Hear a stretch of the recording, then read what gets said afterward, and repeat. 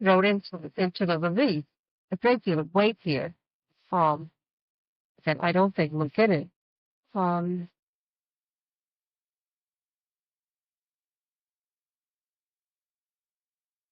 I don't think McGinnis thought that he was assuming responsibility when McDonald's signed that release with that clause in it. Would you?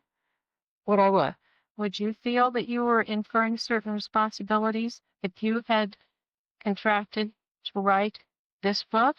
But in that release, it was McDonald who was signing. Are we talking about the release or are we talking about the other contract? Well, we're talking about a contract that says, in order that you may write this book in the manner that you deem best, I will not bring any of these causes of action against you, provided that you maintain the essential integrity of my life story. But it was McDonald who was saying, I will not do this, this, this, this. It wasn't McGinnis saying anything. McGinnis didn't Okay, but they had an agreement. Well, that's for me. I don't work this way. I don't sign agreements with the people I write about. Okay, but if you were involved in this particular case and there was this agreement, you write about people because either you, I'm assuming, okay, you either decide that you want to write about them, or perhaps your magazine suggests whatever. I mean, Yeah. when you undertake to write about someone, it's either because you have been commissioned to do it, or you want to do it, or whatever. This is different. For whatever reason, these two individuals decided to undertake his project. Right. Okay. I think they both made a mistake. Well, hindsight's a great science. They both did. But in this particular situation, this was not just going to be a book about anything. And this guy was in a particular set of circumstances and wanted a fair and accurate story told. Maybe we should talk for a moment about what would have been acceptable. What kind of parameters would this hypothetical author or this actual author have had? And still, at least in my opinion, what could he have done under these circumstances? I mean, if Jeff MacDonald wanted a book written a certain way, verbatim, Jeff MacDonald damn well should have written his own book. Okay? I don't think. But he said, I'm not an author. I can't write a book. I'm hiring you to. Same thing as if I said, I need a new roof put on my house. I'm hiring you to put a roof on my house. I'm not a But roofer. McGinnis would deny that that was the case, that he was hired. On the contrary, he said, I'm not being hired by you.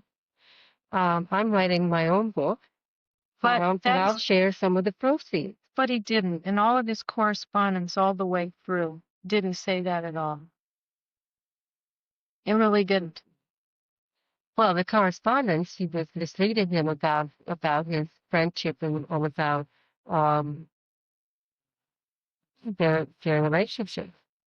Then you would have to conclude that he went in and said, sure, I'm going to agree to anything this guy wants, and I'm going to write my own book. But that's not what the agreement was. Well, you see, that he wanted it both ways, and I guess they both wanted it both ways. Yeah. MacDonald wanted to have this name author who would write a book that would make a lot of money. So he picked him rather than somebody who could have just been hired to write a book exactly the way he wanted it. And McGinnis, on his part, didn't level with him because I think both out of some kind of problem he has being straightforward. And fear that MacDonald will cooperate with him whatsoever. But that was it, nothing. But you have to, I mean, you can go back and see where parts of the book were changed. There were letters, as I recall, between McGinnis and his editor saying, I'm really, I'm going to change it. I'm really going to get this guy. I mean, that, I would like to think that most authors don't do that. Again, if MacDonald wanted the book 100% through his own eyes, he should have written his own book. But I don't think he was ever complaining about that. I never understood him to complain about that. What I understood him to complain about is just stepping back from the minutiae of the book. Let's look at the overview. What kind of person is portrayed in this book and in the movie? for that matter, you have this egotistical, shallow person who really didn't give much of a hoot about his profession, just did it because it was a way to earn money, spend lots of money, date beautiful women, all that sort of thing.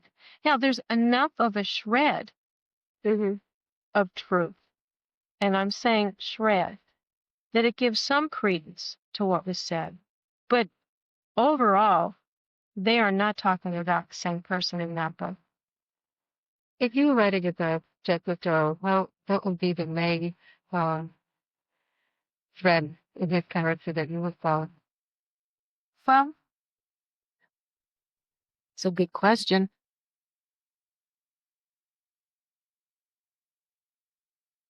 He is a much more compassionate person than has ever been represented in the much more so than I am, I think. One of the first times I met him, we were talking about my job at the coroner's office. And the thing that just sort of took me aback was he said to me, "You obviously have an incredibly good medical background. I realize that forensics are interesting. But you could be using it to save people's lives, and you're using it to do death investigations." And he just sort of said it casually. And when I brought it up later, he never remembered saying it. But clearly, this man took an incredible amount of pride in his work. I have met patients. I met the trial. I met people that were patients of his. I met people that worked with him. Some people found him very demanding to work with, but very compassionate. But I never heard that he was casual about his work. I used to hear from people. Now, I didn't ever hear this from Dr. McDonald himself. He will tell me about his skills. In fact, now that I'm dealing with a lot, most of my work is medical malpractice defense. And he's helpful with a lot of that. He'll look at cases and things for me. But he, like most doctors, a lot of people think doctors are just in it for money, but most doctors and even most police officers really started out with a desire to help people. A lot of them are very hungry for dollars. That's true. And they pay incredible amounts in the state of California for malpractice issues. It is really unfair. But overall, and I'm going to Pollyanna, but overall, most people that are in those types of service positions are there because they really want to do something. And Dr. McDonald was one of them. And it wasn't just my assessment from talking to him. I mean, I'm hearing this from people all over the place. One lady said, "I was in the hospital and he came and he brought me a Christmas present." She had no reason for lie. She just happened to mention it. And casually, never heard it from him, never heard from his family. One time, an former inmate, got in touch with his mother to tell Dr. McDonald, "Thank you." This guy had gotten out of prison. He had obviously been incarcerated somewhere at some point. And unbeknownst to any of us, Dr. McDonald had sent him some money to get started in business, to start off when it got released.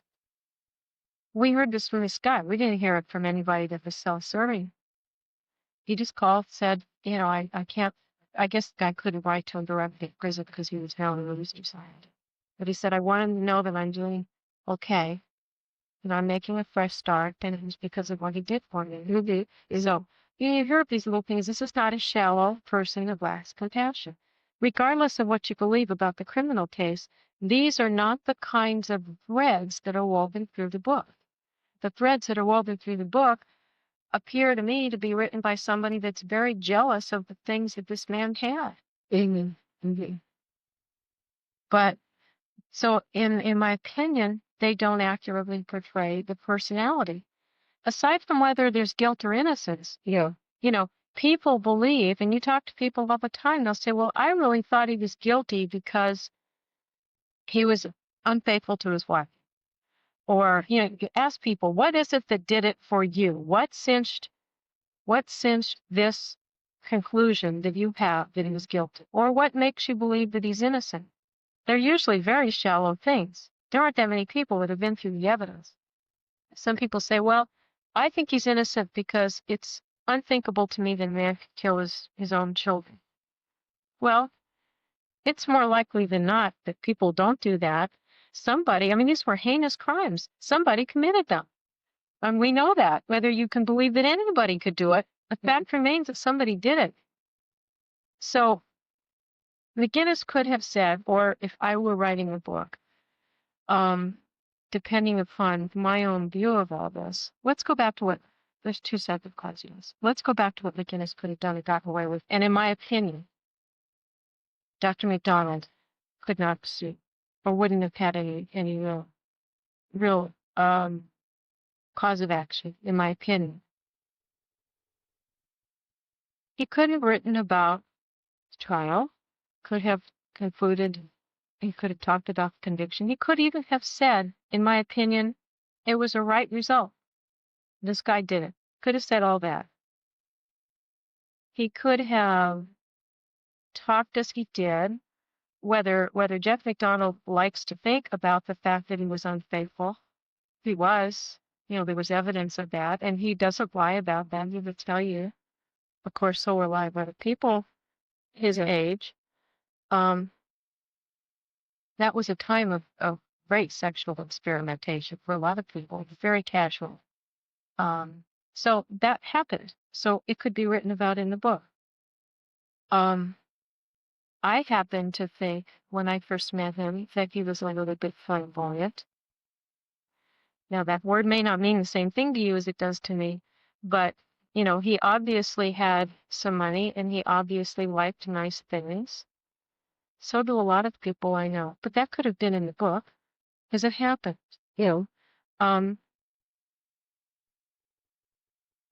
But pointing out that he had a lot of material belongings and pointing out that, because his lifestyle was not all that extravagant. I don't know if you've ever seen the condo that he lived in, but it was very ordinary. It was one of the people that helps out on the defense team, fought the condo. So I've seen it. Mm-hmm. It's very unimpressive. Mm-hmm. It is, it's just, this olive green wallpaper and some off-white carpeting and a big deal. It's not what you would think from reading this book. To present a balanced account of any subject, if the guy has got some positive characteristics or some personal qualities, one would want to write about them. You could say,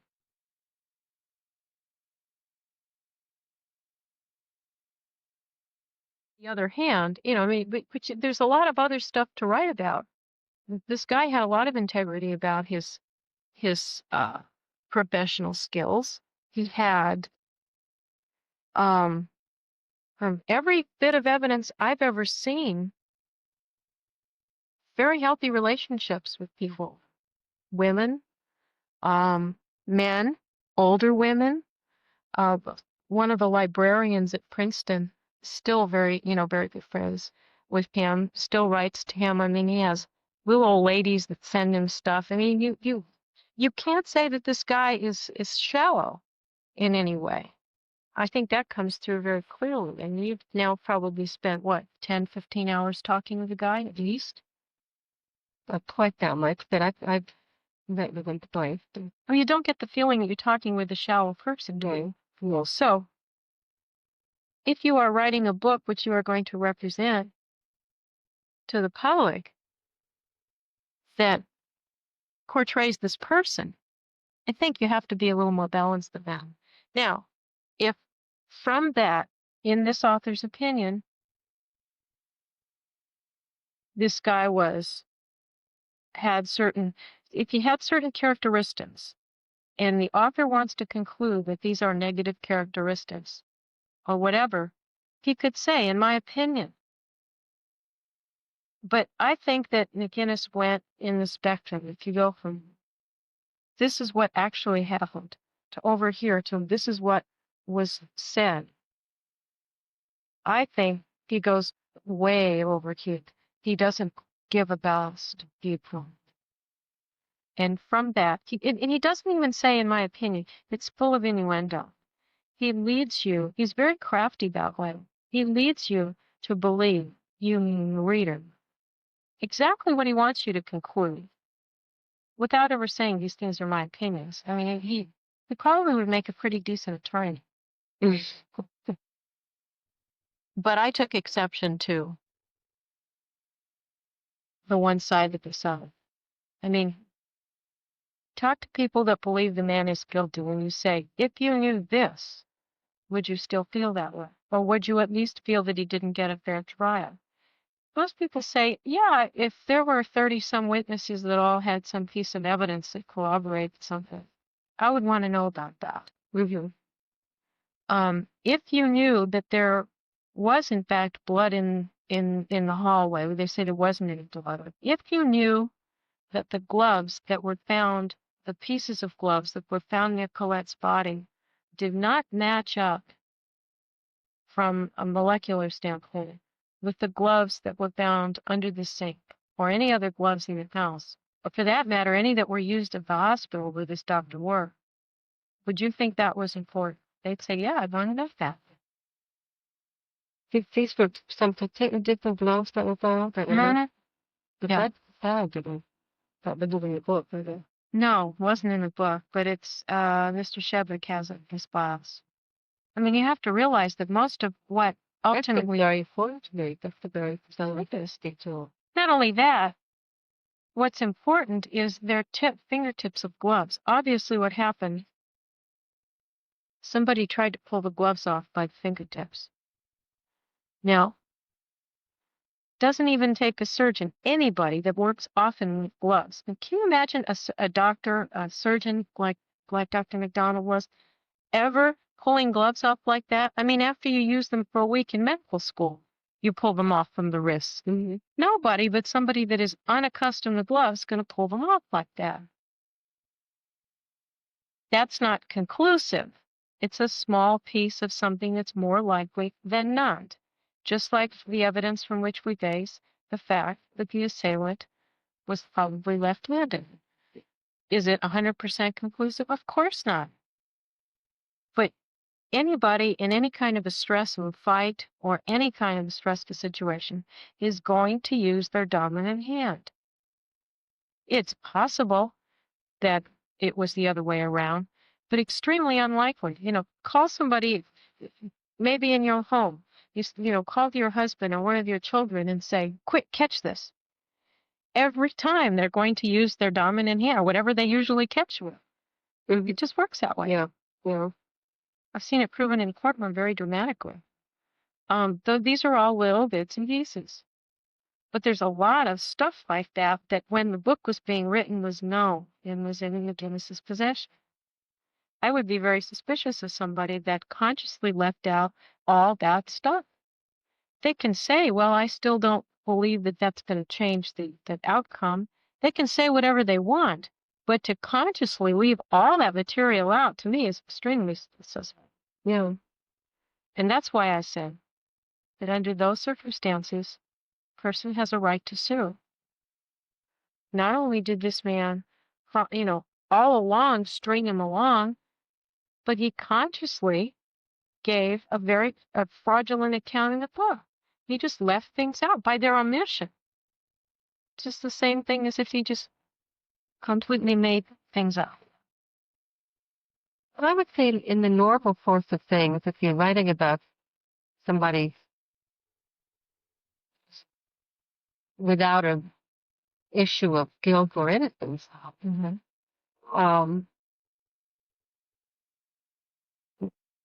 I don't think that you can charge somebody with doing anything that's seriously wrong if they leave facets of their character out or choose certain incidents and don't choose others, or paint the portrait that the author wouldn't, that the subject from the dream of year, the stakes are so much higher. Do you think that's what happened here? I would say that those would be the issues that would seem important to me. The question of whether he was portrayed as a shallow or as a profound person. I think that could happen in any book, and that's just a sort of risk you take when you let somebody write about you. Yes, in most situations, most circumstances, I would agree with you. That's, hey, you want to be written about, you pay your money, you take your chances. Yeah. I agree with you. But that's in a hypothetical situation, and that's the common type of situation. That's fair. You open yourself up to that sort of thing. In this particular situation, that was a lot more. There was a lot more that happened here than that. Yeah. That's where, at what point does it cross the line into something that's actionable? What facts make it actionable? Again, because McGinnis felt that, I don't know, from certain things he concluded flamboyance, or that MacDonald was, I can't even think offhand. Certain things I thought, all right, the man's entitled to his opinion. That in and of itself does not make an actionable book. I I mean, if this understand. is the way he saw MacDonald, it's not the way you see him, it's not the way MacDonald sees himself, but if John McGinnis saw him this way, Do you honestly believe that that's the way Joe McGinnis saw him? I would suspect, yeah. Because that's probably the way he thinks. I don't think so. And I didn't get much of a person from that book. I thought the book, I just didn't get any sense of anybody. It seemed not only that he was superficial, but the whole characterization was done in such a shallow way that I was left with no sense of anybody. I didn't know who the guy was. Did you read Kathleen Hall Jamison's book, The Selling of the President? No, The Packaging of the President. I think Gail Boyce sent me that chapter about where she should. Joe McGinnis does this in everything he writes. Yeah. It's just, it's so much more egregious under these set of facts. But he did it to President Nixon, and as I understand, he did it to his own parents in a book about them, or a chapter. It's a book called Heroes that Right. writes about his own life and about his own relationship with his young wife. Have you read that book? No. I haven't read it. Interest you? It probably would. I mean, it's coming out of 4 years of intense study. I haven't read a great deal of anything.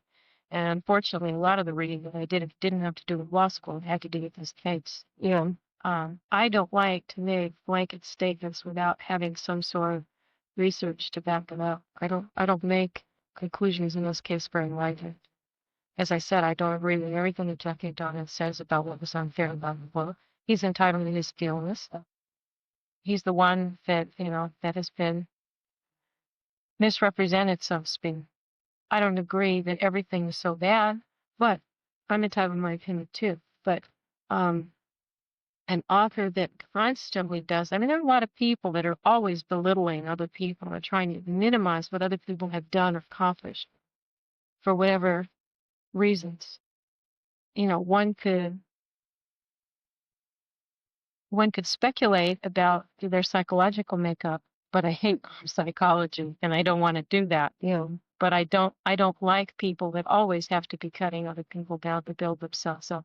And I have not seen him, anything that I've ever read by him, and I haven't read that much, but I also haven't heard of him ever writing someone in an uplifting sort of way. I think that's fair. Yeah. It just doesn't happen. And one wonders why. I don't think that most writers set out to belittle or to minimize in the public's eye everybody that they write about. I mean, I have read several of Jeff Elliott's interviews, just for an example, because it's something that I've read. He does not necessarily, in fact, I've proofread his book on Fidel Castro while we were getting something again. He clearly doesn't agree with the politics of everyone that he writes about, but he has a very respectful approach. Yeah, I've asked him to send me that some other things he's written that characteristic of the way he works from the individuals. Yeah, he doesn't do a lot of creative writing. He does interviews, But still, in his questions to these people, he's trying to get at their beliefs and at their substance. I know, because I know him, who he happens to respect more than other people, or who he happens to believe. But whether it's something that he agrees with or not, he clearly does a pretty decent attempt at showing balanced account. So it's just such a contrast to what Joe McGinnis did. So that's why I say, yes, an author can select, even Jeff Elliott selects which questions to ask, selects which questions and answers of his ultimately going to print, because he doesn't print everything that he does. Sure, there's a lot of margin for editorial license, your own interpretation, even your own view of what's important. I'm working on many cases right now that have been previously worked up by other people in my firm. Some are still there, some are not.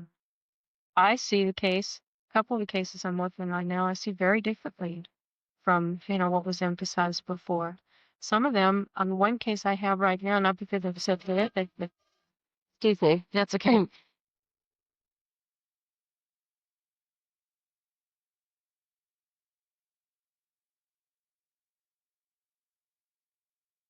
Jeffrey Elliott interviewing? Yeah.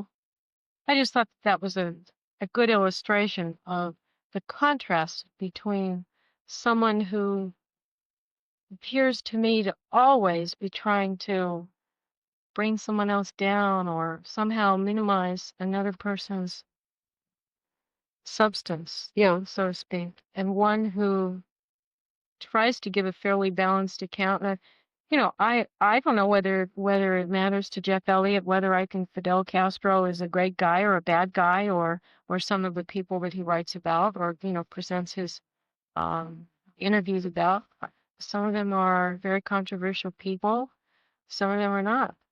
But seems to me, when I read something that Jeff Elliott puts together, I am entitled to make my own opinion. Now, the only one that he wrote about that I took some exceptions with was the lead-in, the introduction to the Playboy article on Jeff MacDonald. I don't know many of those other people Jeff Elliott writes about. By the time the Playboy article came out, I knew Jeff MacDonald very well. You can't work as long and as hard on a case as I now have without knowing that person fairly well. I've seen him under some good circumstances. I've seen him under some rocket circumstances. So when I thought the interview itself was very good. I thought that the introduction to it was not the way I would interpret, or not the way I would present voice. I think he's doing a little bit of psychological analysis of Jeff's mannerisms, or that. I forget now. What were some of the things that you particularly? I wish I could remember exactly, but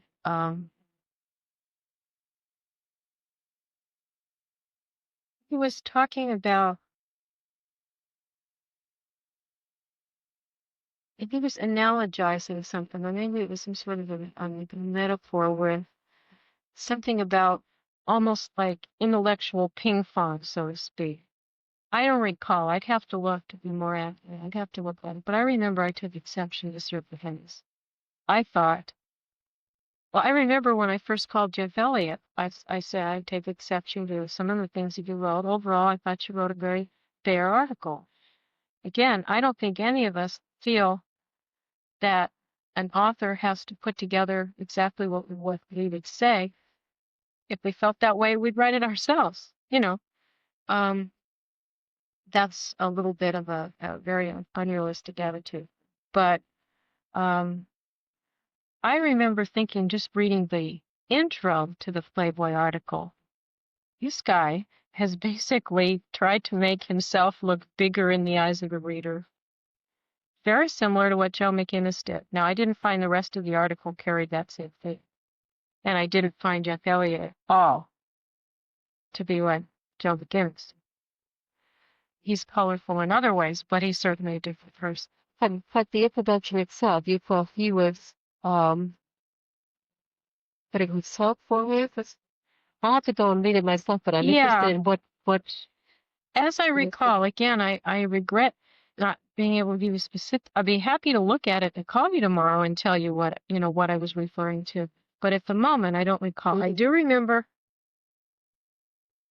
that it sounded to me like some sort of a power struggle, some sort of an intellectual, some dynamics going on between writer and subject, or interviewer and subject. I thought to myself, you're talking about carefully phrased questions and the way you gave him a fast pitch and how he responded. I see. Yeah, I remember a little bit of that now. Yeah. Yeah. I mean, one thing Sort of about talking a little bit about kind of what was going on during the interview. Is that right? And what? yeah, it was that tone. But again, we are all entitled to our own interpretations of things, as you said. It's again on that continuum. And some of the things that I didn't agree with were not so unreasonable that someone else couldn't reasonably come to that conclusion. That's fair. So not all issues. One has to allow for that much variability. That's what the art is all about. That's what all expression is about. None of us are going to express things the same way or see things the same way. And I know this, and what interests me about this project is it's an opportunity to learn a little bit more about the subject side of the equation. I know the writer's side. That's what I do. But and this seems to be a very kind of larger than life version of the kind of sense of betrayal that everybody who's written about feels to some extent, but given that it's not like the way I see it. It's not the way I would have written it, as you say. I understand that, but I think that in looking at what happened here, and I have dealt with I have several that are news reporters, and I have dealt a lot with like the AP lady and the UPI lady, because one of my very good friends was a long-time news reporter for KFWB, which is an all-news station for her. She's been in the business a long time. She was at the New York Times versus Sullivan reporting it when it happened. And this woman is one of the best. And I've been that she always invites me to wherever lunches and parties and things she has. And it's one of the few events I'll attend. I just don't find clothes. But hers are always fascinating, beautiful, and well attended. And I talk with some of these press people. They go in and they look at something, they do a quick story. I mean, they don't have time to do lengthy interviews. And their whole response in McGinnis trial, again, was to react from their own approach to what they do. And you can do that very much in this particular set of circumstances. There wasn't this whole First Amendment business, like the smokescreen that McGinnis and his attorneys tried to put up. That was not ever an issue in this case. Editorial license, as it usually is in the real world, wasn't really an issue in this case. This was so far beyond any of that. Most reporters and writers responded to this case like, hey, if this guy wins at trial, I could be next. That's not true. Very few people do what this guy did, and under these peculiar facts. You can't take it out of context. I think the conditions of the case, or of the contract were unusual, but there was this agreement that there was the sharing of money, all that. But Jeff's reaction to the book does sound familiar to me. It sounds to me like the way many people react to things they've written about. But under the facts of this case, I mean, whether the contract was unusual or not, that's an interesting point. But the contract existed. I mean, it was central to this particular case. Yeah. So was this conviction. So was what what this guy has been trying to do for years, and his intent in entering into this contract. You cannot take this case out of the peculiar facts of this case and make any sense of it, because you get into this overall picture. And I understand what I think as I understand, you started out doing an article on journalism and ethics or something. I don't know very much about what you're doing or why. Well, I started out just hearing about this case from Hornstein, and becoming interested. Just some little that I read at the beginning, and then they sent me copies of Wambaugh and Buckley's testimony. It just struck me as so strange. Not what represented what they call the industry that they just got so close looking into here. And it seems to me this is both a completely unique case, and in some ways, just in that area of author-subject relationship, just in that area you described in reading the Jeffrey Elliott interview, feeling that there was a gap between your knowledge of what Jeffrey MacDonald was like and the way he was being portrayed. This is the party that I think there's some hidden authority. Yeah, but as you said, there's some margin there for interpretation, and one is going to either be in the public eye and therefore be written about voluntarily or involuntarily, or whether one seeks out to be written about. You have to accept a certain amount of that. That's part and parcel. Yeah. This is not what happened here in this case. So, it's really, they're two separate discussions, as I there's so many discussions in this. This is what I'll come to see, that this is the thing that never very complex. It is. The thing that never ceases to amaze me is how you have this subject who has been written about and maligned and misrepresented, and still allows interviews. I was surprised even when he told me that you were interviewing him, and I said, okay, but you know that inevitably it opens up a lot of wounds for you. I don't have any problem with you being written about, but how do you know that any person is going to put enough time into understanding what happened here? You can't do a shallow account of this case. You could work years on this case, but you can't do that. And he is still very, very trusting, to some extent naive. Well, I can't say that. He's not a naive person. He's learning. But I would say that he is more trusting of people than I would ever be, either in general or under the circumstances. I suppose he probably feels now that he doesn't have very much to lose. That's not true. Yes. What does he now have to lose from being written about by anybody? What could be worse than the situation he's in? It could only possibly, because to have so many people believe that he is guilty of those heinous crimes, and to each time see it in print, to someone who has been very shallow, very superficial, and not very thorough, come to that conclusion. I mean, this man honestly believes that sooner or later, the truth is going to come out. Yeah. He really believes that. I think that it will, but I don't know that he's going to be young enough to reap any real benefits from it. We're all working because we have to believe that the system will ultimately work. If I didn't believe the system would ultimately work, I might as well take my toys, go home, and go to plumbing school. I'm not bad fixing plumbing. At least I can make a difference there. Working in a system that has failed as miserably as it failed here, this is an unusual case, but it's not totally isolated.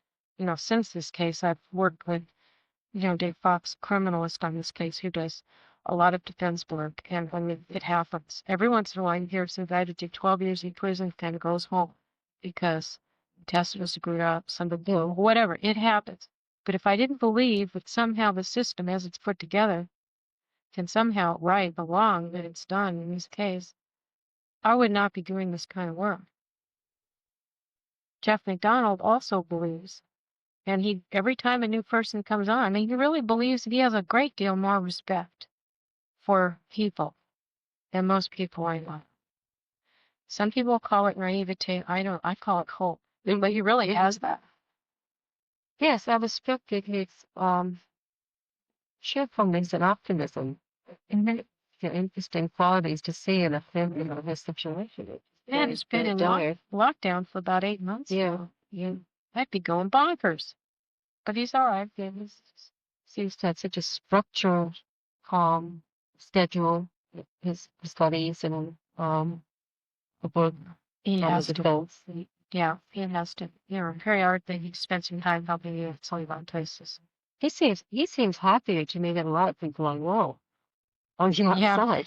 Really, I mean, he has a lot of peace. Somehow or other, he just seems to feel things will work out. And sometimes you want to say, it's not happening now. How can you feel this hopeful?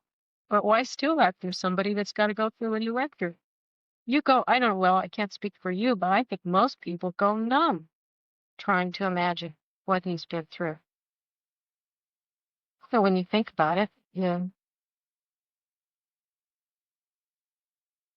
No, I don't know enough about either side of the case to have anything to say about the evidence. I mean, I just don't know. I know that McGinnis's book that's the only manageable text, and I come to think that talking to Gary Boswick and other Italian people, that should be the only text. So yeah. Well, we have a lot, we have voluminous evidence. And I don't think any of us feel that we want to browbeat anybody into thinking what we think. But what we do hope is that people will take the time to become familiar. I mean, if we can't get it in the court yet, I mean, there should be more reason why ultimately it will get a report. But I don't try to browbeat anybody with any of the materials that I have and Ray Shednick has. It's here. Anybody wants to look at it. Congress people, court wants to see it again. I think it speaks for itself. I think it's that strong. Do you feel those motions that Brian O'Neill prepared, would that be a sort of synoptic version of what there is? It's a synopsis of much of what we had of the time. Mm-hmm. It's certainly by no means all of it. So you still say you have more. They have more.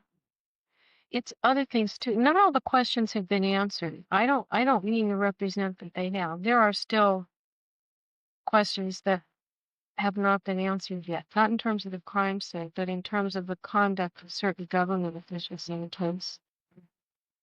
I mean, one has to wonder why certain things went the way they did. One has to wonder why in 1983 and 84 when Brian O'Neill got so much of the ECHO aid, the government's own documents, why things were covered up. That question we've only partially answered that question. But we may never have all the answers. You don't always have all the pieces of the puzzle. Sometimes you have to be satisfied with what you can get. So I don't know that we'll ever know everything, but there's enough, even on even the more obvious things, there's enough to raise serious doubts. There's obviously enough to know that he didn't get a fair trial. You have polygraph that was done by one of the government's own favorite experts. I remember. Yeah, Jeff told me about that today. That was done. I have taped it a few. I set up a few radio shows with the Secretary when David Raskin was the delivery. Jeff was clamoring for a long time for that. Finally, Brian O'Neill agreed to it, and they went out of their way to find somebody from the other side, because they knew it was going to be attacked. Find somebody the other side likes, uses, respects, and they're going to be much less likely to attack. They did anyway.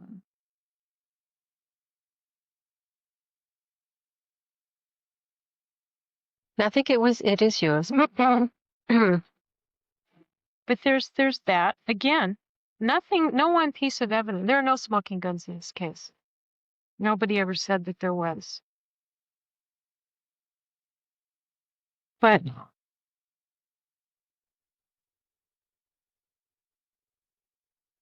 it's a lot of things. It's a lot of little pieces all put together.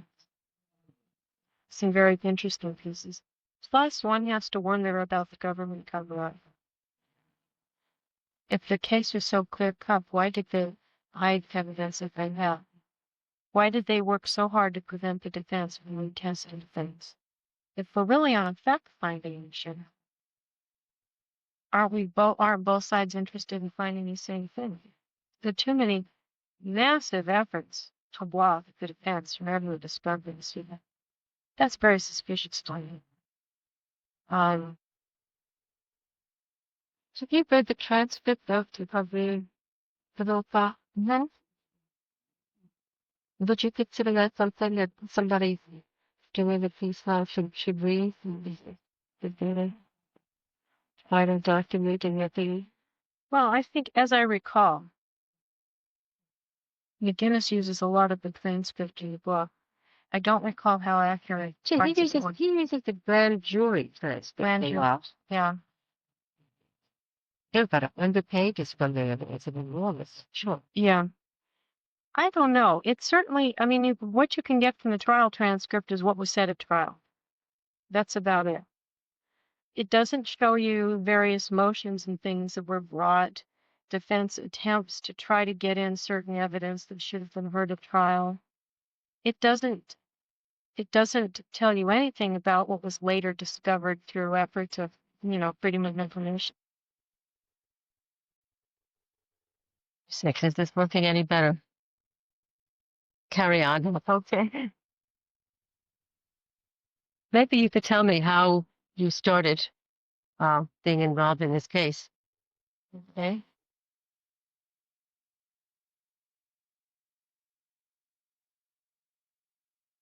I'm kind of slowed sideways in this case. It's come about really quite intentionally. It was around the time that Fatal Vision came out. I don't recall the indeed 2 and 3, something like that. Yeah. And I knew Dr. McDonough not extremely well, but I had, known him for a couple of years. A lot of people were making a lot of noise about Fatal Vision, that he was going to sue. He should do something. I mean, the statute of limitations was kind of run on him. At that time, Brian O'Neill was very busy preparing the motions for the trial, doing a lot of work on the criminal case. And I recall that Dr. McDonald had said to Brian, we need to do something about this. And Brian at that time said he really wasn't sure whether there would be a cause of action. One way or another, I don't recall exactly how it happened, but I got a copy of the contract. He sent it to me. I was in my first year of law school.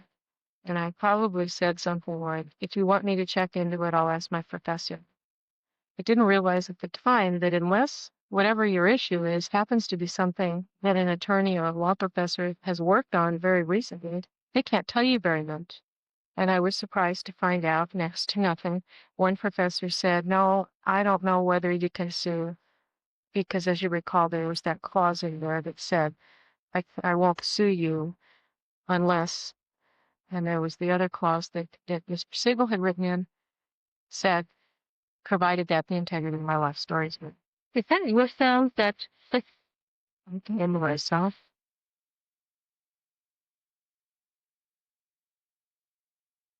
Write down what I think I may use. But it is prohibitively expensive for me to transcribe all the tapes that I do because I do so much tape. So it's a kind of laborious business. But since in my work on music, it's such a small percentage of what in the machine. Mm. Headed of something. Where were we? Um, Talking about that release and that you went to your professor. Right. Okay. So I went to one professor who said he really didn't know off the top of his head. He really didn't know. He didn't think there could be a lawsuit, but he really didn't want to say. I had another professor who said, "Why don't you research it?" So I did.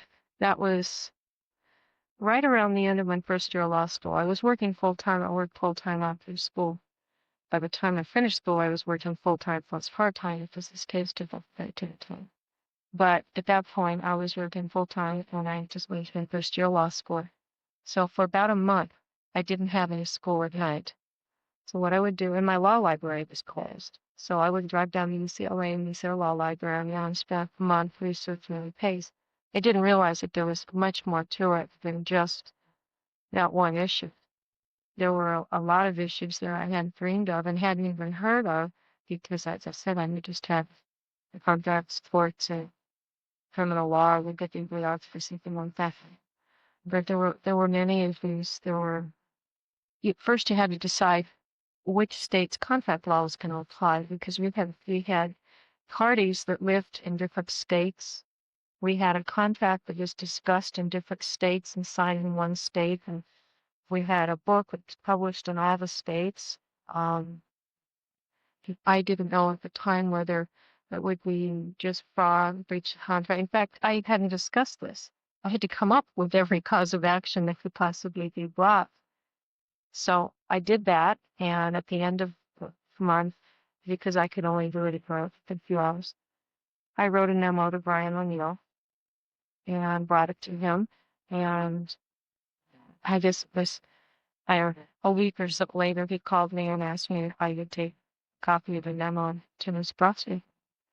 And that was how I got involved at that point. And subsequent to that, I did a lot of research for the motions that were brought. I don't know if it was the original four motions. I believe that it was the appeal after the motions were denied. The research I think I did at that time, if my memory serves me correct, was on the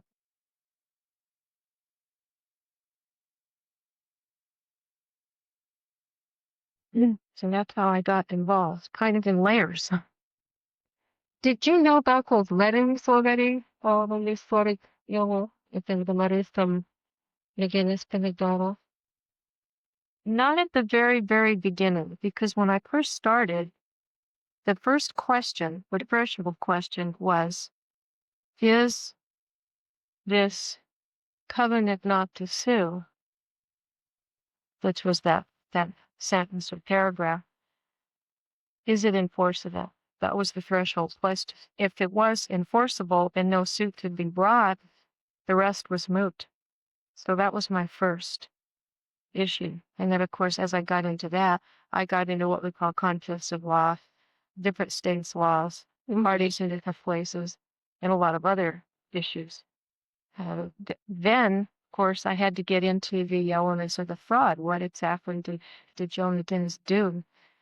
Then, at some point, I had to get into a lot of the factual inaccuracies. At that point, it was clear whether it was going to be just fraud, just libel, what it was going to be. And when you're researching, you do all of them. So you really started it all. Yeah. Yeah. And it was very gratifying to finally see it come to trial. As a matter of fact, trial was while I was studying for the bar. The bar exam was right in the middle of the trial. It was 1 week after I took the bar exam. It was 1 week left after that. And trial means so did you go to the whole trial? I didn't go every day because at that point, well, there were two things. First of all, I was studying. All I wanted to do was take it once. I didn't want to do that to myself. California State Bar is not reputed to be the hardest in the country. And because I had gone I had worked full time through school. I really didn't feel like it was going to be any kind of a cinch. And so I gave it everything that I had. In fact, my former employer, I was in the medical profession before that. My former employer paid me for the 2 months that I was studying for the bar because I had worked for the man for 16 years. And the other thing was that Dr. McDonald had said to me, look, there is nothing happening on my case right now. And can't wait for 2 or 3 months while you do this. If you have to take the bar exam again, you are going to feel awful, but your feeling is not going to come close to my guilt for feeling that it was because you were working to help me that you failed. So please, just go do what you have to do. Everything will take care of itself. But it wasn't that simple for me because this case was like seeing something that I had given some sort of birth to come to fruition. There were a lot of issues that I raised when I did the memo that I recall my professor saying, that's crazy. And I said, well, I don't understand why it's crazy. It seems to me it's a viable issue. I'd love to see your memo. Do you have a copy of it that you could send me? I have a copy, and I will check. I will check with Dr. McDonald, and I'll check with his deposit because those are called work product. If it's all right with them to send it to you, I'll send it to you instead. As I said, it's part of a work product and those are the kinds of things that that you don't just give out, really, depending on what they say. I still look at it now and I say, gee, that was really not bad for a first-year law student. I'm still proud of it. And the nicest thing for me when the trial was over, as I said, one of my theories I thought was accurate, or I wouldn't have raised it. But a couple of my professors had said, well, that's a little far-fetched. And that was the issue of Joe McGinnis as a fiduciary. A fiduciary is a person who's in a position of trust and confidence. In other words, a fiduciary can be your attorney, your doctor, your broker, someone on whose skill and expertise an individual is relying. That because of the position of trust and confidence, it gives the person in the fiduciary position a higher duty. Now, ordinarily, an author does not have particular higher duty, but under these facts, the way I saw this case, because Dr. McDonald was in a position where he felt it was of utmost importance to him to have the true story told or an accurate account told. And because the two contracted to do this project together, I mean, Dr. McDonald isn't an author. I think he writes fairly well when I've seen it he's written, but he's not an author and chose to have someone else write this book. But he was trusting that person because he needed to have, as a true story told, he needed to have to rely on this person to do well-rounded research and bring a balanced account.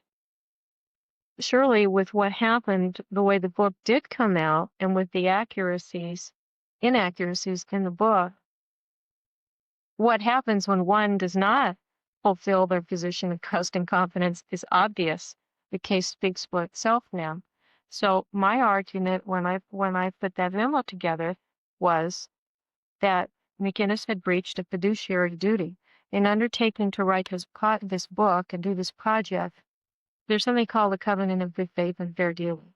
That says that neither party will do anything to interfere with the contractual intention of the other party.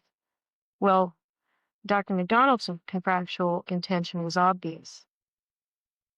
When Joe McGinnis refused to talk to certain people or intentionally said things in the book that either he had not researched, one example that comes to my mind is, as I recall, he made certain assertions about Dr. McDonald's mental status or his attitude toward women.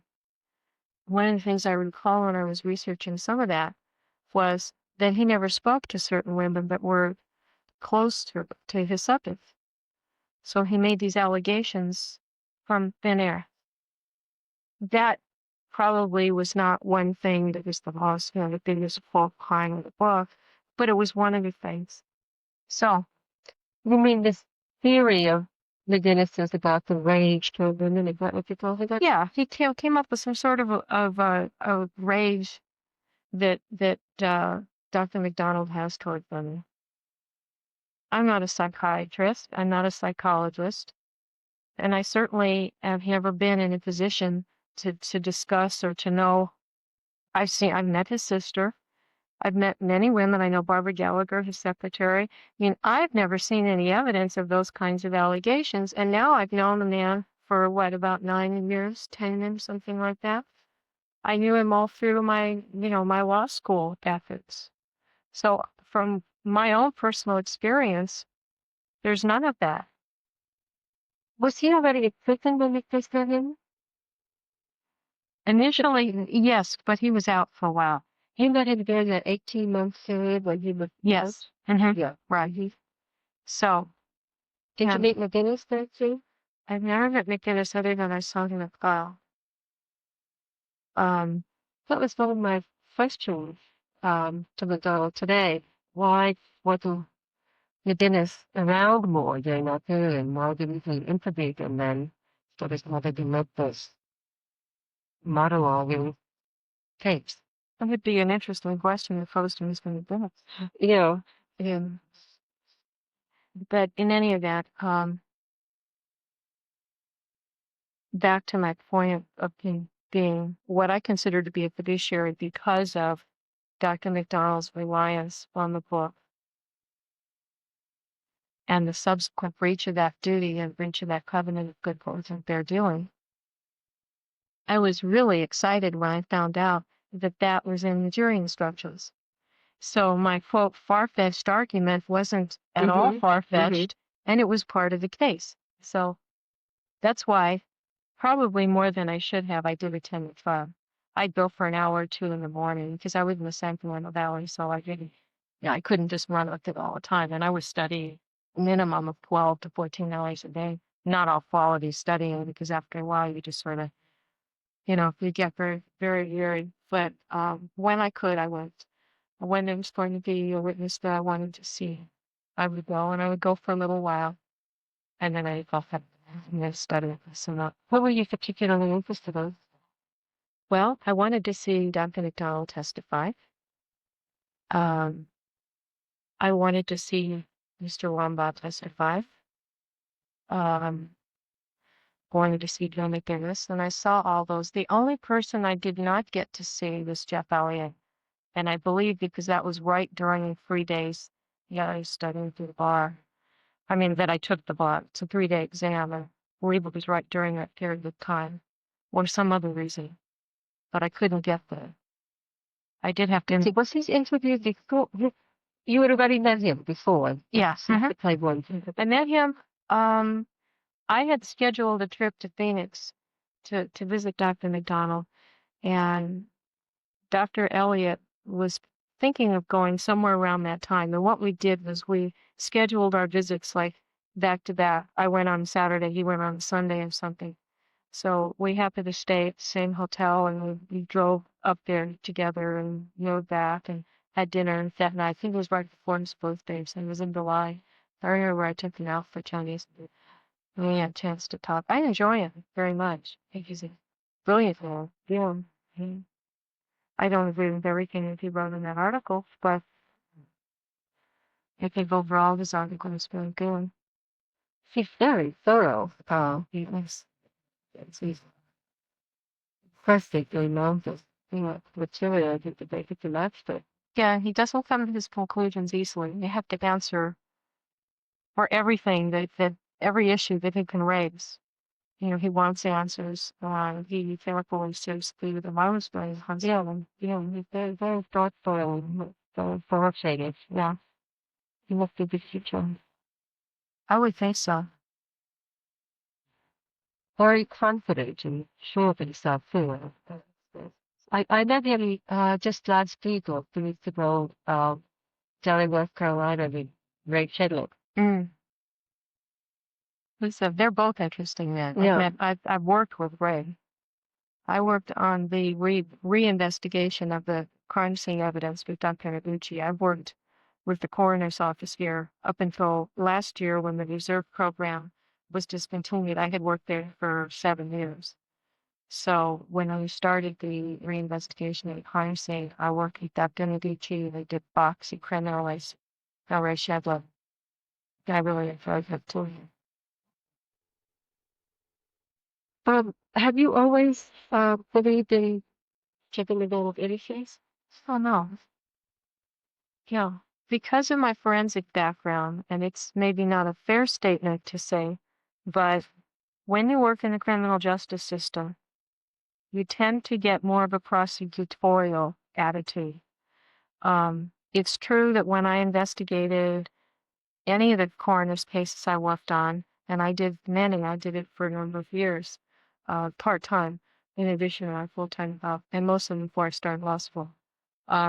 Because you work a lot with police and fire, and because ultimately most of the people that you see, if you become involved in the case after the forensics on your crime scene, doesn't really have a lot to do with the prosecution and suspect. And usually when I came in on a case, there wasn't a suspect. Sometimes there was. Just develop more of a guilty unless proved innocent type of attitude. Doesn't mean that you examine the crime scene with that in mind, but still, I would have to say that most people that did the kind of work that I did feel that once there's a suspect in custody, he's more likely than not guilty. And that's probably true more often than not. So in this case, originally I didn't know anything other than what I had heard in the media. I remember the time frame that the murders occurred very clearly. It was a crazy time for the whole world. It seemed like everybody was undressed then. That was the year my mother had passed away the year before. Sharon Tate had been murdered here in not all that far from here, in August of that year. I had a friend that had committed suicide in December of that year, and 2 months later was when the MacDonald murders occurred. And although that wasn't the clearest incident in my mind because I didn't know them at the time, I do remember the time frame. But when I first met Jeff MacDonald, I figured he was probably guilty. I didn't care. He wasn't one of my friends. It made no difference to me. It didn't impact my life. You met him through a friend, so Yeah, I had met him through friends. And it just wasn't an issue. I mean, he was either guilty or he wasn't, and it just wasn't anything that was any kind of a focal point in my life. It didn't matter one way or the other. And I knew him probably for a year or two before I ever really gave it a great deal of thought. As I said, whether he was or wasn't just didn't impact my life. He wasn't a key figure in my life, and it didn't care. he wasn't a good friend then. No, it took me a long time to get to know him. I mean, I knew him only peripherally. He's a very social animal, so is his entire family. You can't say very much about Jeff MacDonald without really seeing his family. What I mean is that anything you could say about him, you could also say about most of the members of his family. The apple doesn't fall too far from the tree, and he's one of the best illustrations there is. I now know his family very well and know his mother very well. And they are very warm, social beings. And I'm not really. I'm better on a one-to-one. I'm not the type, I don't like to go to parties. I don't like small talk. I have much more discomfort in social situations than that family does. So we were not instant good friends. There was no reason for us to be instant good friends. And I really didn't care one way or the other about his guilt or innocence. It just didn't impact me. I just assumed he was. When I started working on whether or not he had a lawsuit, I had to ask him a lot of questions. Well, you're obviously very upset with what Mr. McGinnis has done. That's fine. What if you got to back it up? So when you started looking harmless, and you thought he had a case. Even then, you thought he might be guilty, so they probably are. I don't recall exactly. At that point, I thought maybe he is, maybe he isn't. I believe see, I thought by that point, I realized he was a nice individual, but that's not evidence of whether someone committed a crime or not. I mean, I'm sure that Jack the Ripper's mother thought he was a wonderful person. I really, because of my background in dealing with evidence, someone's personality may be a piece of evidence, but it's only one small piece. But if he thought he was guilty, why would you believe that he had grounds to sue McGinnis? Since isn't that the main problem with the book? So the people who think he's innocent, but Well, made him guilty. you have to put it in context. Here I was a first-year law student. This was a major case. It was interesting to me. I mean, anyone who doesn't admit to being at least a little bit curious about this case has probably been in outer space or isn't telling the truth. And this case has a lot of appeal in terms of just, what the hell happened here? Because there are definitely conflicting accounts. As a law student, I mean, I had just spent a year in contracts and torts. Whether or not there was a cause of action initially based on the contract itself really didn't have a whole lot to do with whether initially, from my standpoint, whether he was guilty or innocent. As an attorney, especially, and in your first year of law school, they're really trying to get you into the advocacy thing. Surely when you defend a criminal defendant, I mean, innocence is never a criteria of whether an attorney will or won't defend. It's a matter of constitutional rights, of abiding by the system and the code that's been set down in this country, and playing with the rules and seeing whether this person has some rights or, has been unfairly treated. So even in Dr. MacDonald's case, at that point, I think by then I may have suspected that something was awry. But you're asking me from when I very first undertook the project, why would I undertake the project? Well, I was a law student. I was an advocate. I wanted to see whether he had whether there was an issue or whether he could sue. So you could imagine a case then, a hypothetical case where somebody was guilty of a crime, a book was written about it that he didn't like, and that he thought there might still be a case there for. Could you rephrase that? I'm sorry, I don't understand the question.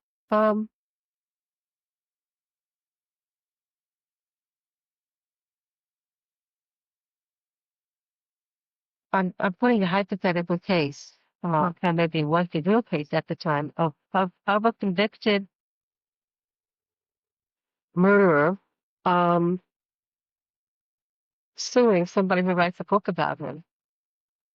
For whatever reason, many reasons why Jeff sued. Mm-hmm. And the question of his guilt or innocence not being at all germane to the suit. I think question.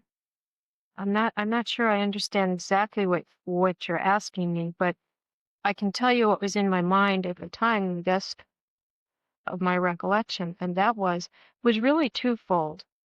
First of all, I don't ever recall Jeff complaining at the time that he was upset about the book because it concluded that he was guilty. Let's see. He was upset about the book because he had been told one thing by the author, and there were many things in the book that misstated him. It misrepresented him as a person. I mean, it would be difficult to write a book and not at least say that he had been convicted for the crimes, because that happened. Now, if in the author's opinion that was a right finding, factual finding or not, that's another issue. But even then, I don't ever recall him, the subject of the book complaining that, I want to sue this guy because he says I'm guilty. He was upset that it didn't that one could read the book and never have the slightest idea of what he was like as a person. Mm-hmm. That he felt that he was a decent human being, and it made him out to be some sort of a sex-crazed maniac who was only interested in material possessions, fast cars, women. I mean, that just, as I recall, he was upset about that. He was upset that it made allegations. I remember there was some allegation that he had harmed a little boy of a friend or something, that had been rough with him. And it just, if you've ever, I know I've never had somebody completely misunderstand you and then turn around and say, well, you're really this other person, it's extremely stressful. But to have been convicted of murders, and then to have all these other people believe this was very stressful to him. Now, at that point, I remember my thoughts, my approach, and it was twofold. One, does he have a cause of action? Can he legally bring a suit? And you have to realize during the time I'm trying to find out whether he can or he can't, I'm doing something else, and that is I'm saying, okay, I need to know what it is about this book. You know, what points in this book do you take exception with? And what's your evidence? Show me what's wrong about this book and show me what you've got to back it up. You know, at the time he raised some points. I don't recall what they were, but I thought these are really minor points. They were important to him. Yeah. To me, they were not so important. But I guess if you're really feeling maligned by a book, all of it is important to you. You know, he was at the hoping of mine.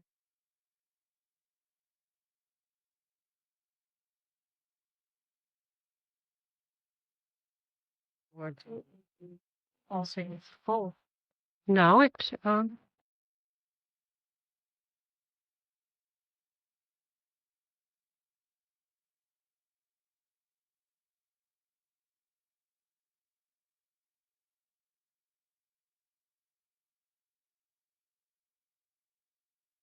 it's,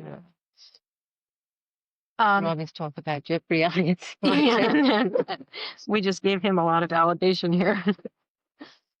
In any event, that was one of the things that we did. Okay, you said that you first thought they were minor. No, I said that some of the points that he raised. Yeah. I mean, he is now, you know, this book has come out. He is now incensed about this book. It had been out for a while. I am now in the process of finding out. This was a learning experience for me. It was a chance to use what I had learned. You don't learn very much in law school. You learn how to think. If you're lucky, you learn where the library is and, you know, where they keep the torts cases and that sort of thing. But you don't really learn a great deal. So it was, you know, looking at it from the perspective of this, you know, first year law students are completely obnoxious. You know, you're just getting excited about learning what you're learning. So it for me was a multi-tiered type of experience. It wasn't just getting involved in the case. It was using what I had learned, a new skill as a second profession for me. I'm going to be 39 in April. I've been in the medical field for a number of years. And involved in, you know, some forensics too. So, he was then upset about the book, and I had agreed to find out. I sort of, as I said, I slipped into this sideways. I just said casually, send me the contract, and I'll see what the professor said. So the professor didn't tell me very much, except suggested that I do some research. As I started to do the research, it was like realizing the you know, the depth of the issues and the whole problem. By that time, I'm the type of person that once I get involved in something, I don't know whether Dr. McDonald explained this to you or not. When I get involved in something and I am on a trail, I don't stop. I do something very thoroughly and very compulsive that way. When I'm not interested, I'm not interested, and the earth could, you know, shatter, and I don't care. But if I'm doing something, I'm really compulsive. So I was now involved in finding all these other issues and seeing what other causes of action there were. Now, in order to do that, as you know, you have to get facts. It's not just whether or not this little clause is enforceable. There, of course, were code sections that say that it's against public policy to agree not to sue someone for an intentional tort. Fraud is an intentional tort. In order to find out whether we had a problem of fraud here, I had to get facts. So almost from the day one, I'm fact gathering. As I'm fact gathering, I'm spending a lot of time talking to Dr. MacDonald. Well, what did he do? Okay, you say he did all these things, and from what little I knew at the time, there were some serious breaches there, but he's complaining of all these things, and as I'm putting this memo together, one of the things you do when you do a legal memo is you have to give a synopsis of the facts. If things weren't dependent on the individual facts of each particular situation that you're in, we would have computers instead of attorneys. But certain facts give rise to certain rights or certain liabilities and either allow you to bring a cause of action or preclude you from bringing a cause of action. So there wasn't any way to get very far into this little research project without getting very, very involved in the facts of the case. And so I have to ask him a lot of questions. What exactly did Mr. McGinnis do? And well, he wrote this, he wrote this, he wrote this. Okay, how is this not true? How does this misrepresent your life story? How does this not preserve the integrity of it? And what have you got? Because now, as I'm putting this together, I'm saying, okay, we have to look at this down the road. I am now a court of law for this example here. And what have you got to show that you're right or that what you're saying is what happened? So some of the things that he raised I thought were pretty important. The fact that there was a lot of new evidence that was going into this motions for new trial that was never brought about in the book. That was important. I mean, it was an obvious deletion. Certainly, it was clear that McGinnis had those things. He doesn't have to say, if he's doing a balanced account, he doesn't have to say, this is what happened. But he certainly could say, this is what the defense now says happened. To me, this case, when people get into it and they look at the facts, they look at all the sides of the case, I never try to tell somebody what their conclusion should be. To me, you spend enough time with it, you can't come reasonably to any other conclusion. But it takes a long time. It takes a long time sifting through evidence, weighing certain veracity of certain people, people's motives, who said what. You can't get through the case. There is nobody who has spent a lot of time going through the facts of the case, all sides, that has come to a different conclusion. That is that there was a horrible injustice here. There wasn't a fair trial. And Fatal Vision did not accurately portray what it purported to. But it takes a very interested or committed person to spend the time.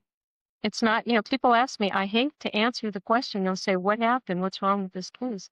I try never to have to answer it if someone is just casually interested, because you can't give them a capsule answer. Not in this case. You can, but it doesn't really say anything. So going back to my research, I had to ask him every point that he was making. At some point, he had to say what was wrong or unfair or misrepresented or whatever, and then tell me what, and tell me what he had to prove it. Because just because he says, I was really nice to that kid, okay, he could say that. Might be his opinion. It might be absolutely 100% correct. But that's not enough evidence to take to court. Yeah. So I had to nail him down on a lot of things. Some of the things I thought were minor points. In the big picture, I thought they were minor points. One thing was whether he did or didn't get asked to go do a residency at Yale. Um, if he did, fine. If he didn't, fine. That wasn't really, to me, very instrumental to the case itself. So some things were minor, in my opinion, in the big picture, and some things were very major. And of course, with the type of pride that I later learned that the mayor takes in his work and in his relationships with people, and having even observed him with other inmates, what other inmates react to him, I could understand how it felt. Yeah. So you started being interested in the civil case, but then you got into the criminal case through that. Yeah. I probably had some connection of that with the criminal case, but I don't really recall what it was, or it certainly wasn't in any depth. Because I wrote to him on occasion, he probably, he writes up to a lot of people. And one of the things that he would do is he would write and say, this is going on or that's going on, just to update people that he knows. So I'm probably aware of new witnesses coming forward and that sort of thing, which I probably thought was interesting, and, maybe was going to provide him with some sort of an avenue or some sort of relief in its criminal case. But as I said, I am the kind of person that until I see it, maybe it's true, maybe it's not true. And if I'm busy, if it's not central to something I'm dealing with, it doesn't matter if it's true or not true. It wasn't at that point material to you. So it took me a long time to come to a conclusion with that. Users, but I'm still interested in the idea that it didn't matter to you at the beginning, that you felt that even if he theoretically was guilty, that a person in his situation would still have reason to sue, even if he had committed these terrible crimes. Well, when I say it didn't matter to me, maybe it's better to define what that means. Where I think you're going with it is you're saying it didn't matter to me in that I felt that even if he was guilty, he should sue. I didn't say that. Not that he should sue, but that, let me put it another way. A lot of people, when they hear about the civil case, they say, well, this guy is chutzpah, a murderer who did these terrible things, suing somebody who wrote about it. Well, okay. I understand what you're saying, but I have to respond to that question first as an attorney. What is it that the man is suing for? We're talking about a hypothetical, Would it matter to me if a guilty person sued over a book? That's not enough facts to answer the question. Just take the same book, just everything the same. All the details would be the same as in your case. And the difference would be that there was just no question that he had committed the crimes. Maybe he had even confessed, but didn't like a book written about it. Well, what would our hypothetical person be suing over? Inaccuracy, that's it. The point that he was studying. Okay. Yes, I would say that if our hypothetical guilty person sued our hypothetical author, who had made all these points, misrepresented, and stated as fact, and now let's not confuse this with a libel action, because that's what critics in this case keep coming up with, and this was not a libel action. This was a contract action. You have to add to the hypothetical the peculiar facts of this case. We have a person who entered into a contract to have a book written. Certain representations were made back and forth. I will represent your life fairly. See, where I have trouble with this, with the whole argument of Dr. Claude, is that it took place in a release. And the idea of a release is to give the writer certain licenses that he doesn't normally have. Mm-hmm. And why this release should now be putting the writer in an even worse position than he was, than he would have been if there had been no release at all, if he was just Okay. working the way normal writers were. I understand what your concern is, but I am assuming that most writers don't have what I consider to be a lack of scruples that Mr. McGinnis had in this particular situation. I mean, you don't write that sort of thing. I don't know many writers who go so far afield to misrepresent. I mean, even at trial, you could take, if you just took the physician's desk reference and Goodman and Gilman's pharmacological, whatever their pharmacological treatise was, escapes me at the moment, and you just look at what the book says and what McInnes wrote without the ellipses. I mean, that's not accurate. Now, most people are, I won't say the word is naive, but if we see something in print, most people would like to think that it's relatively accurate.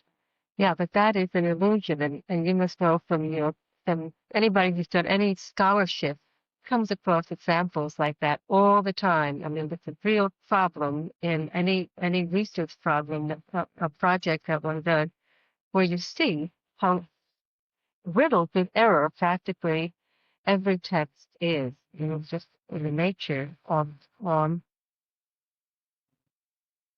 intellectual life. And Okay, you're talking about degrees, I think. On a continuum, you're talking about degrees. And maybe the issue is, at what point does this become, if not illegal, at least vulgar? Okay? If I read the National Enquirer, and I don't, but when I see it in the supermarket, I don't give a whole lot of credence to anything that's written there because I know what they're like. If I read a novel, I know it's a novel. But up until the last 5 years or so, if I read what purports to be a biography or the life story of, I expect, other than the author's interpretation of certain things, I expect the mainstream of the story to be fairly accurate. Again, this guy was convicted. You can't say otherwise. I mean, the facts are that he was convicted. I happen to know now why that conviction occurred and what evidence wasn't brought. But I don't think the argument over this book was ever about that. Now, if you want to narrow your hypothetical down to, does a hypothetical convicted murderer who, in your hypothetical, committed the crimes and entered into a contract like this, and then serious pieces of the story are misrepresented. As a reader, if I read a book that purported to be a fair, accurate, balanced account of anyone's life story, and this book strayed from the accurate representation of this person's personality, okay, alone, yeah, and agreed in this contract to write fairly accurately, I would say as a reader, yes, I would want that person to have a right to sue. Now, what are they suing about? Are we suing libel? No, can't do that here for lots of reasons. I mean, from a legal standpoint, it's pretty hard to show damages. If you're convicted, there's a different problem. But I like to think of the integrity of a person's promise. if I ask you to represent me in print,